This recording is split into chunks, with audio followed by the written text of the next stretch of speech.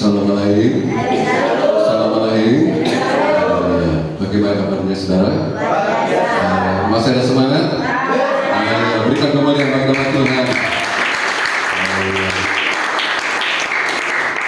Masih tadi ada gangguan teknis saudara ya. Puji Tuhan. Saat ini kita bisa tetap bersemangat ya. Jadi ketika musik nggak ada ya, suara panjenengan malah tambah kencang. Amin. Haleluya, puji Tuhan.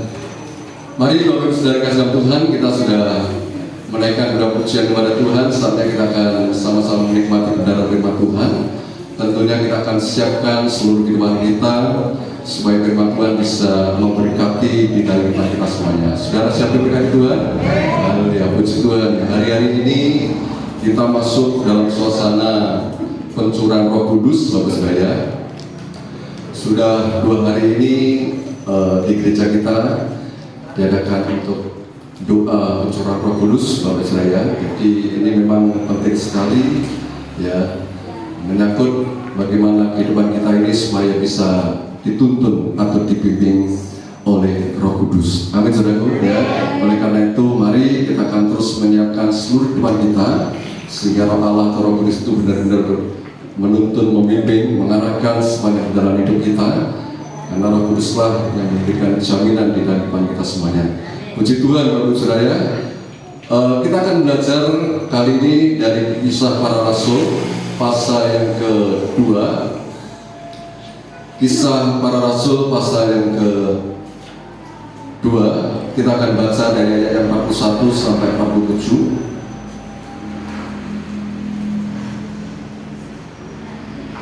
Sudah ketemu? Amin. Ya, kita akan baca bergantian Bapak Saudara dengan saya. Nanti ayat yang 47 kita baca bersama-sama. Sudah siap? Amin. Haleluya. Kisah Para Rasul pasal kedua ayat 41 mulai. Cara hidup jemaat yang pertama. Orang-orang yang menerima perkataannya itu memberi diri dibaptis, dan pada hari itu jumlah mereka bertambah kira-kira 3.000 jiwa.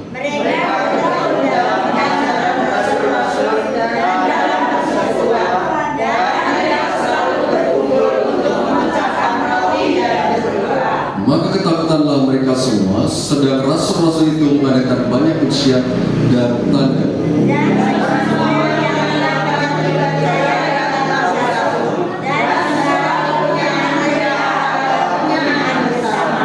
Dan selalu ada dari mereka yang menjual harta miliknya, lalu membagi-bagikannya kepada semua orang sesuai dengan keperluan masing-masing.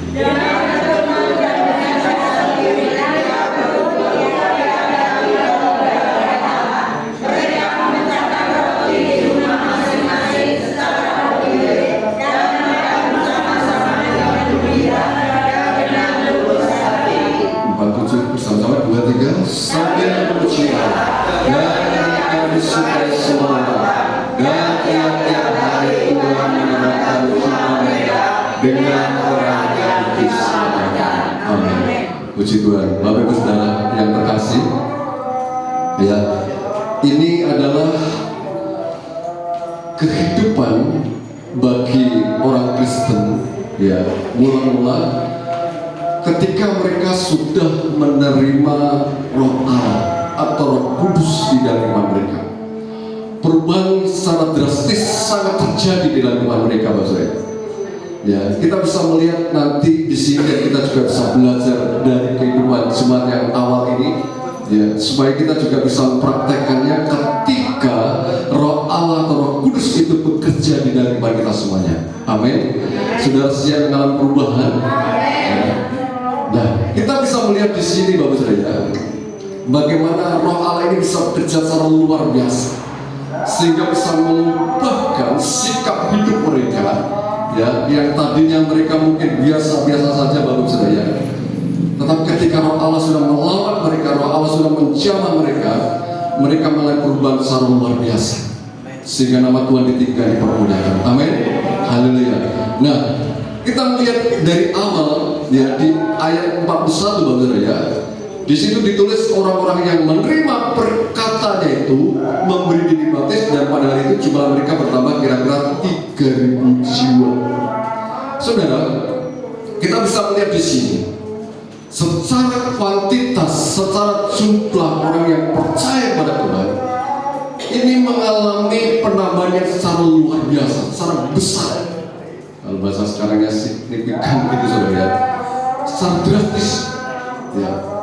Di awal Roh Kudus dicurahkan saudara, itu mereka yang percaya pada Tuhan, yang dilawan oleh Tuhan pada waktu itu berjumlah sekitar 120 orang. Tetapi ketika Roh Allah bekerja lebih lagi saudara, dalam waktu hanya beberapa hari saja, ya, jumlah mereka yang percaya kepada Tuhan itu menjadi berapa tadi? 3.000 jiwa. Ini luar biasa. Ya, ini luar biasa, Pak. Kenapa hal itu bisa terjadi? Perhatikan saudara di sini. Ditulis di dalam ayat Markus bagian A, di situ adalah orang-orang yang menerima perkataannya itu memberi diri dibaptis. Dari sini saudara ya, kita melihat, kita renungkan bersama-sama. Orang-orang yang menerima perkataannya, berarti ada orang yang tidak menerima perkataannya. Perkataan siapa ini? Kata jawab. Ini perkataan dari Rasul Petrus. Ini dari ayat di atasnya, di mana situ judulnya Petrus berkhotbah Petrus. Ya, Petrus berkhotbah menyerukan, ya, penegasannya di ayat yang ke-38 di situ ya. Saya bacakan, jawab Petrus kepada mereka, bertobatlah dan hendaklah kamu masing-masing memberi dirimu dibaptis dalam nama Yesus Kristus untuk pengampunan dosamu, maka kamu akan menerima karunia Roh Kudus. Petrus menyampaikan kebenaran firman Tuhan. Petrus menyerukan yang namanya pertobatan dengan sungguh-sungguh. Dan ketika mereka meresponi akan perkataan Petrus ini, tentunya Petrus diurapi oleh Tuhan, Petrus dipakai oleh Tuhan secara luar biasa, secara dasar Roh Allah, Roh Kudus bekerja melalui kehidupan Petrus. Dan ketika orang menerima perkataannya ini, meresponi firman Tuhan, maksud saya, ini akhirnya apa? Memberi diri dibaptis. Nah, ini rahasianya, maksud saya. Kenapa seseorang bisa mengalami perubahan yang sangat drastis? Karena kita melihat di sini bahwa ada satu respon terhadap kebenaran firman Tuhan. Amin, saudaraku. Ada respon terhadap kebenaran firman Tuhan. Ketika kita biasa-biasa saja, ketika kita mendengarkan firman Tuhan, maka tidak akan ada perubahan di dalam hidup kita. Sekian lama mungkin kita sudah mengenal Tuhan, percaya pada Tuhan, menjadi orang Kristen. Ya, mungkin bisa puluhan tahun sudah kata Tuhan, kita menjadi Kristen. Tetapi ketika kita tidak mau meresponi firman Tuhan, kita sulit untuk menghadapi atau mengalami yang namanya perubahan di dalam hidup kita. Yang dulu dengan cara-cara yang lama, ya biasa-biasa saja, yang sama, ya dengan cara-cara hidup yang lama, tidak mengalami perubahan di dalam hidup. Tetapi ketika kita sungguh-sungguh meresponi firman Tuhan, saya yakin dan percaya itu akan mengubahkan hidup kita. Amin, saudara. Amin, saudara. Akan bisa mengubahkan hidup kita. Perhatikan di sini, mereka ini adalah orang-orang yang menerima perkataan, menerima firman Tuhan, siap menerima di dalam hatinya. Ya, sebelum firman tentunya mereka mendengar, Bapak saudara. Jadi mereka mendengar apa yang disampaikan oleh Petrus, artinya dengar-dengar. Makanya ini menjadi pelajaran bagi kita sebagai anak Tuhan. Ketika kita mendengarkan firman Tuhan, ya mari kita jangan asal-asal. Ya, berbuatnya mungkin supaya itu saja sudah dengan Tuhan. Ya, oh berbuatnya nggak lucu, berbuatnya nggak menarik, berbuatnya nggak berbobot dan sebagainya. Sehingga kita apatis terlebih dahulu. Kita tidak siap untuk menerima firman Tuhan. Makanya kita harus hati-hati. Jangan sampai kita ketika mendengarkan firman Tuhan, ya seperti gambaran di mana ada tanah-tanah yang tidak siap, seperti di tanah berbatu, tanah semak duri di pinggir jalan. Orang-orang ini adalah orang-orang yang tidak siap untuk menerima firman Tuhan. Tetapi ada satu tanah yang baik, adalah siap untuk bertumbuh. Amin. Siap untuk bertumbuh, siap untuk mengalami perubahan di dalam hidup kita. Nah, oleh karena itu kita harus dengar-dengaran. Ketika kita menikmati firman Tuhan, jangan hanya berlalu saja, masuk telinga kanan, keluar, bukan masuk telinga kanan keluar. Kalau masuk sebenarnya bisa masuk ke dalam. Sebenarnya mungkin belum saja masuk mental, saudara. Mental, karena hatinya memang belum siap. Oleh karena itu mari, seringkali saya sampaikan sebelum saya menyampaikan firman Tuhan, mari kita siapkan hati dan pikiran. Itu seringkali saya sampaikan kepada Bapak Ibu. Supaya apa? Supaya kita benar-benar bisa menerima firman Tuhan itu. Amin. Menerima firman Tuhan itu dan bisa mengubahkan hidup kita.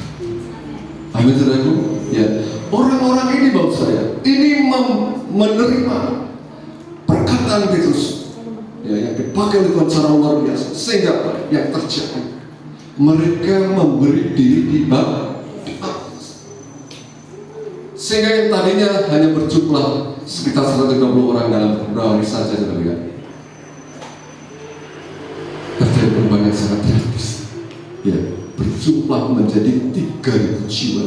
Bayangkan, saudara. Ini penulis kisah Rasul adalah Lukas. Lukas adalah seorang dokter. Tentu saja, kenapa bisa dihitung padahal dulu belum ada alat untuk bisa menghitung dengan canggih. Beda dengan sekarang, dengan alat yang canggih mudah untuk menghitung ketika orang berkumpul satu tempat. Tetapi ini tentunya melalui karya Roh Kudus juga yang diberikan kepada Lukas sebagai penulis kitab ini, untuk bisa menulis jumlah orang yang percaya pada Tuhan. Amin, saudaraku. Ini luar biasa. Ini yang pertama, terjadi perubahan ketika Roh Kudus itu dicurahkan, ketika Roh Allah bekerja atas kehidupan umat Tuhan. Nah, selanjutnya, apa yang terjadi selanjutnya? Perubahan bagi orang yang sudah percaya pada Tuhan ketika Roh Allah, Roh Kudus itu melawan mereka. Ayat 42, mereka bertekun dalam pengajaran rasul-rasul dan dalam persekutuan, dan mereka selalu berkumpul untuk memecahkan roti dan berdoa. Ini kalau dikupas banyak sekali, sudah lihat di ayat 42 ini saja, sudah. Tetapi ini tidak saya kupas satu persatu. Di sini ada pengajaran rasul-rasul, ada persekutuan, ada memecahkan roti dan berdoa. Yang jelas di sini adalah berkaitan bagaimana mereka semakin intim dengan Tuhan, semakin dekat dengan Tuhan, semakin antusias ketika mereka bergaul dengan Tuhan. Amin. Bersekutu dengan Tuhan. Amin, saudara. Amin. Ini perubahan yang terjadi. Makanya kita bisa mengintrospeksi diri kita masing-masing. Adakah kerinduan di dalam hati kita untuk kita mau bersekutu dengan Tuhan? Ataukah saya nggak ada niat, nggak ada kemauan, lebih enak main, lebih enak ke tempat yang lain, sudah dengan Tuhan, daripada bersekutu dengan Tuhan. Kita harus mengintrospeksi di sini. Sudah adakah Roh Allah itu bekerja, Roh Kudus itu bekerja di dalam kita? Kalau Roh Kudus itu benar-benar bekerja, itu akan mendorong kita untuk kita semakin dekat dengan Tuhan. Ada rasa haus, ada rasa lapar untuk kita terus menjalin komunikasi dengan Tuhan. Amin, saudaraku. Berkomunikasi dengan Tuhan tanpa didorong, tanpa diopiak. Bahasa putih opiak. Sedangkan ada kemauan tersendiri karena Roh Allah atau Roh Kudus itu yang mendorong di dalam kehidupan kita. Untuk kita lebih intim dengan Tuhan, untuk kita lebih dekat dengan Tuhan, untuk kita lebih melekat dengan Tuhan. Ini karya Roh Allah, Roh Kudus dalam hidup kita. Selanjutnya, maka ketakutanlah mereka semua, sedang Rasul-Rasul itu mengadakan banyak mujizat dan tanda. Orang-orang sekitar situ yang belum menerima Tuhan, mereka merasa ketakutan Karena Roh Allah bekerja luar biasa melalui kehidupan rasul-rasul yang dipakai oleh Tuhan, mengadakan banyak mujizat dan juga tanda-tanda. Nah, terus selanjutnya kehidupan mereka yang dilawat oleh Tuhan, ayat 42, 44. Dan semua orang yang telah menjadi percaya, dan semua orang yang telah menjadi percaya tetap bersatu, dan segala kepunyaan mereka adalah kepunyaan bersama, dan selalu ada dari mereka yang menjual harta miliknya lalu membagi-bagikannya kepada semua orang sesuai dengan keperluan masing-masing. Roh Allah itu mampu menyatukan saya dan saudara. Amin. Mampu menyatukan kita sebagai umat Tuhan. Hari minggu yang lalu sudah saya sampaikan bagaimana kita supaya bisa bersatu dan merendahkan diri seperti Kristus. Dan itu memang harapan Tuhan kita. Kita sebagai anggota tubuh Kristus tidak bisa terpisahkan. Ketika ada satu yang bermasalah, ketika ada satu yang menghadapi kesulitan, ketika ada satu yang menghadapi sakit dan lain sebagainya, kita juga ikut merasakan. Itu artinya bahwa kita menyadari bahwa kita sesama anggota tubuh Kristus. Tetapi kalau ada yang selalu bermasalah, kesulitan, sakit, dan kemudian kita cuek saja, kita biasa-biasa saja, nggak merasakan apa-apa, ya, mungkin kita belum menyadari bahwa diri kita ini adalah sebagai anggota tubuh Kristus. Kalau Roh Allah benar-benar ada di dalam kita, maka kita akan bisa bersatu. Amin. Ada rasa empati dengan yang lain. Apa yang dirasakan oleh saudara-saudara kita, itu kita juga bisa merasakan. Itu namanya kita benar-benar bersatu.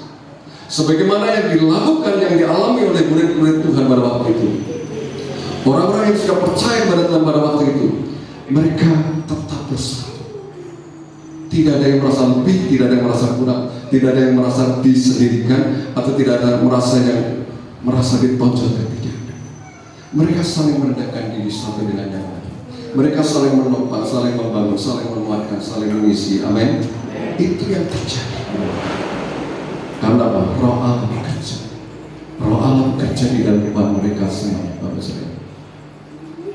Bahkan dikatakan di sini, ya, ada yang menjual harta miliknya, kemudian membagi-bagikan semua orang sesuai dengan keperluan mereka masing-masing. Jadi ada keharmonisan yang sangat luar biasa. Ada kepedulian di antara satu dengan yang lain. Ya, tidak ada merasa eman, tidak ada merasa pelit, tidak ada merasa bahwa itu adalah milikku sendiri, sedangkan Tuhan. Tetapi mereka menyadari bahwa apa yang ada pada mereka itu adalah semua juga karena berkat Tuhan, sehingga mereka bisa menikmati bersama-sama. Itu yang terjadi. Karena Roh Allah, Roh Kudus itu bekerja di dalam kehidupan mereka. Luar biasa. Mereka bisa bersatu. Amin, saudaraku. Saya benar percaya jemaat Tuhan ini pun, kalau Roh Allah, Roh Kudus bekerja dalam kehidupan kita, kita juga bisa bersatu. Ya, kita bisa bersatu.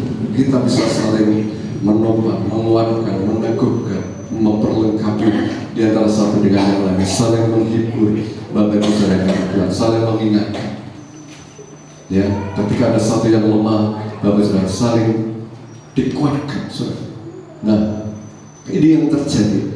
Selanjutnya ayat 46, dengan bertekun dan dengan sehati mereka berkumpul tiap-tiap hari dalam bait Allah. Mereka mencangkan roti di rumah masing-masing secara bergilir dan makan bersama-sama dengan gembira dan dengan tulus hati. Ya, ini selanjutnya yang terjadi, saudara. Terus mereka memiliki kerinduan untuk selalu bersekutu, di mana bersama-sama di dalam rumah Tuhan. Ya, di dalam bait Allah, Bapak Ibu Saudara Tuhan, ya, tiap hari. Dan juga mereka memecahkan roti, ya, di rumah masing-masing dan secara bergilir dan makan bersama-sama sambil dengan gembira dan dengan tulus hati. Memecahkan roti bisa saja perjamuan kudus dan juga bisa perjamuan kasih saudara Tuhan, ya, juga makan bersama-sama. Jadi ada kesatuan, ya, baik secara rohani, mereka memiliki keintiman bersama-sama untuk dekat dengan Tuhan. Secara jasmani pun mereka juga bisa bersatu. Ya, dijelaskan tadi adalah ya memecahkan roti di rumah masing-masing, giliran ya seperti itu sedang Tuhan ya. Makanya di tempat ini juga ada Kristen rumah tangga, ya, bergilir, ada makan-makan, itu juga salah, tidak salah sedang Tuhan ya. Jadi saya sebagai orang itu sama-sama kita bersama. Ya, itu pula di tempat ini ya hari Kamis sudah ya atau tua pencurahan Roh Kudus sudah ini juga Ibu Gembala seringkali ya memberikan atau menyiapkan ya makanan-makanan kecil sudah ya. Itu juga karena dorongan Roh Kudus ya, dorongan Roh Kudus sebenarnya. Jadi saudara ya, kalau ingin juga belajar seperti ini, kalau Roh Kudus ya menggerakkan saudara untuk membawa makanan kecil juga tidak salah sebenarnya. Jadi itu adalah Alkitabiah ya, sesuai dengan kebenaran firman Tuhan. Kalau Roh Allah, Roh Kudus sudah bekerja, itu ada kerinduan untuk kita melakukan sesuatu ya, untuk bisa dinikmati bersama-sama saudara ya. Tetapi maaf, jangan bawa kemudian karena rasa sungkan saudara ya, ini jangan ya. Tetapi karena memang betul-betul murni Roh Allah, Roh Kudus yang menggerakkan ya, yang menggerakkan sehingga benar-benar kita bisa dinikmati, nikmati bersama-sama, menikmati bersama-sama, dan kita pun juga pasti diberkati oleh Tuhan. Amin. Kalau kita bisa melakukan ini, ya, kami juga merasakan berkat itu saudara ya. Bukan saja berkat secara rohani, berkat jasmani pun juga diberkati. Ya, ketika Ibu Gembala sering membawa makanan ya di persekutuan ini saudara, di tempat kami ya. Waktu apa namanya dari Lebaran itu saudara ya, yaitu teman-teman Muslim kan bawa menyiapkan makanan di rumah masing-masing ya, termasuk keluarga kami juga seperti itu, dan tempat saya pun juga saya siapkan, dan keluarga kami yang non Kristen itu ya, di tempat pengajian itu bukan cuma pas Lebaran gini, tetapi tiap hari itu pasti ada makanannya saudara, disiapkan makanannya. Yang mana kecil di meja itu memang benar saudara. Jadi nggak pernah habis, belum habis diisi oleh Tuhan. Amin. Kalau yang lain kan cuma pas Lebaran itu, ya. Kalau teman kami pasti ada, ya, pasti ada. Itu memang Tuhan itu luar biasa. Tuhan nggak mau berhutang. Amin saudara. Kalau kita mau mempraktikkan firman Tuhan dari hal kecil juga boleh. Makanan kecil itu terus ada, belum habis diisi oleh Tuhan, belum habis diisi oleh Tuhan, sampai sekarang pun juga masih ada. Ya. Oleh karena itu mari kita belajar untuk kita bisa mempraktikkan firman Tuhan ini.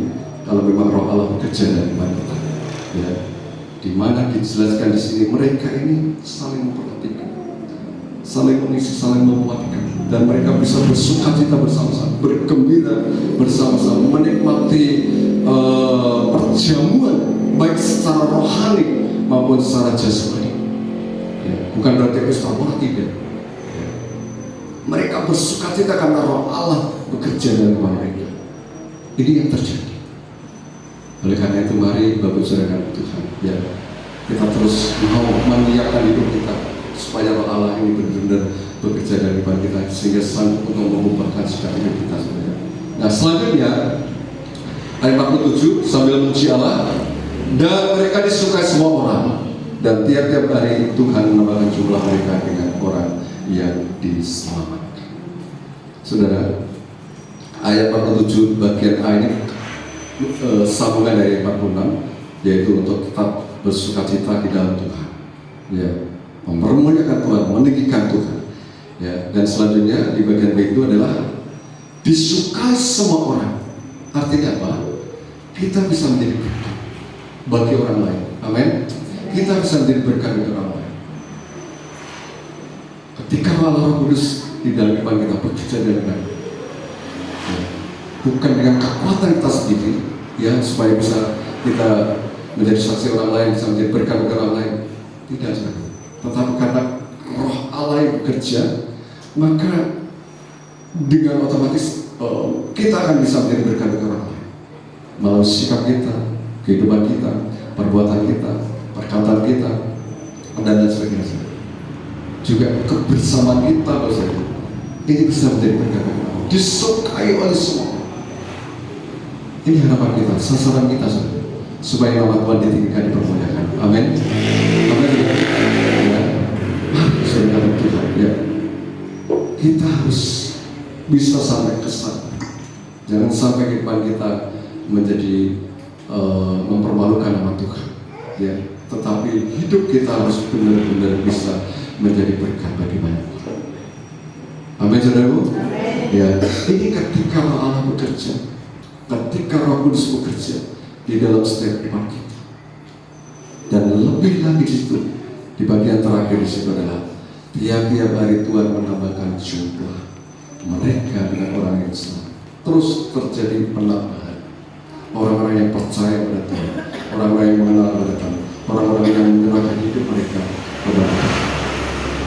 Ya, ini saudara Tuhan yang terjadi karena Roh Allah, Roh Kudus bekerja di dalam kehidupan umat Tuhan pada waktu itu. Tentunya inilah juga menjadi kehidupan kita bersama gereja Tuhan tempat ini, saya.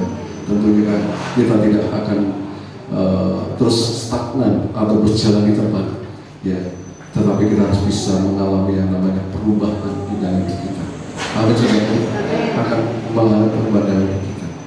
Ya, itu sebabnya jangan sampai kita mengabaikan Roh Kudus.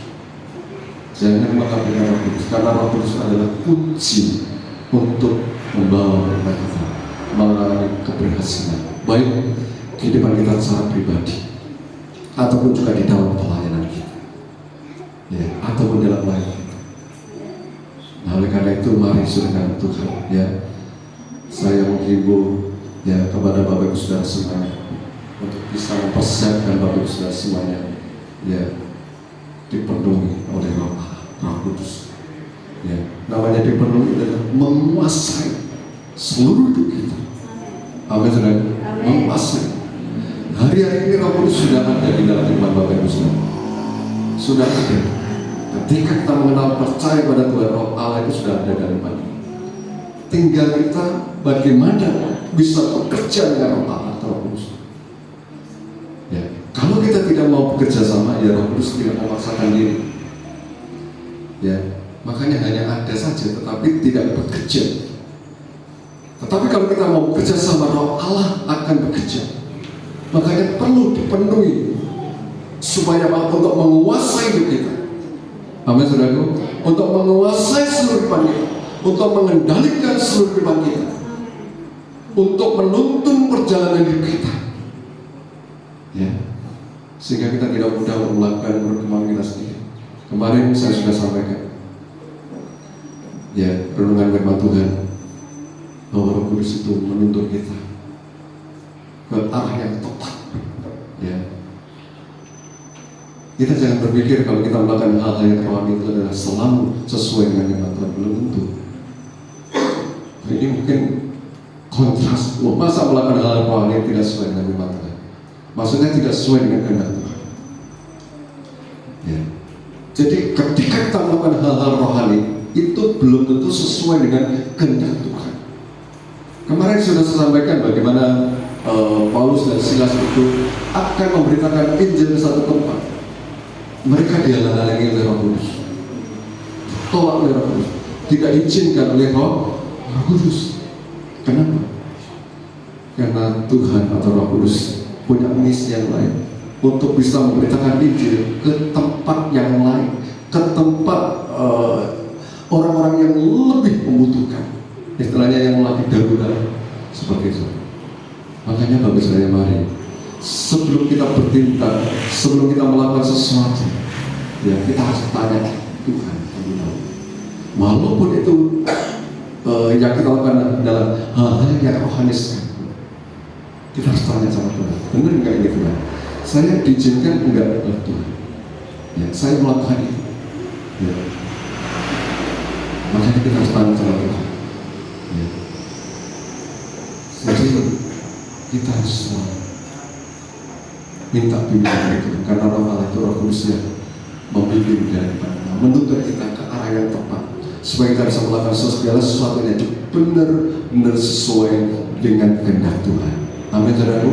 Ya, sehingga kita tidak melangkah sendiri, tidak berjalan sendiri, tetapi kita benar-benar berjalan bersama-sama dengan Tuhan, sehingga perjalanan hidup kita akan mengalami keberhasilan, baik kehidupan kita secara pribadi ataupun di dalam kita melayani Tuhan. Amin, saudaraku. Oleh karena itu mari kita terus belajar, ya, terus ya, untuk kita bisa menyiapkan hidup kita supaya Roh Allah, Roh Kudus itu benar-benar menguasai kita, sehingga benar-benar bisa mengalami perubahan di dalam hidup kita ataupun dalam pelayanan kita, sebagaimana yang dialami oleh murid-murid Yesus pada waktu itu. Mereka mengalami perubahan yang sangat drastis karena Roh Allah, Roh Kudus sudah bekerja di dalam kehidupan mereka semua. Amin, saudaraku. Saudara siap melakukan perubahan? Amin. Mari kita terus siapkan hidup kita supaya Roh Allah bekerja dalam kehidupan kita sehingga mengubahkan hidup kita. Amin. Firman Tuhan, Tuhan memberkati saudara.